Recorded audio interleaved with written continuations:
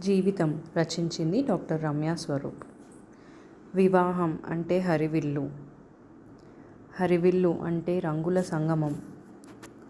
సంగమం అంటే ప్రయాగ. ప్రయాగ అనగా సంకేతం. సంకేతం అనగా చిహ్నం.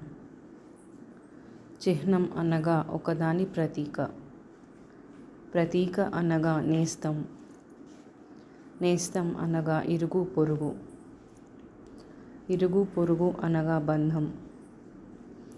బంధం అనగా సంబంధం. సంబంధం అనగా వివాహం.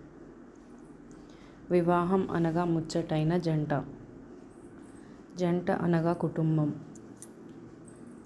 కుటుంబం అనగా పాపాయిలు. పాపాయిలు అనగా భవిష్యత్తు. భవిష్యత్తులో ఉన్నది జీవితం. జీవితానికై మానవ ప్రయాణం. ప్రయాణంలో ఉన్నవి ఒడిదుడుగులు. ఒడిదుడుగులలో ఉన్నవి కష్టసుఖాలు. కష్టసుఖాలలోనిది బతుకుబండి. బతుకుబండియే రమ్యమైన జీవన మార్గం. ధన్యవాదములు. ఇలాంటి మరిన్ని వీడియోస్ కోసం సబ్స్క్రైబ్ చేయండి. రమ్యమైన రచనల సమాహారం.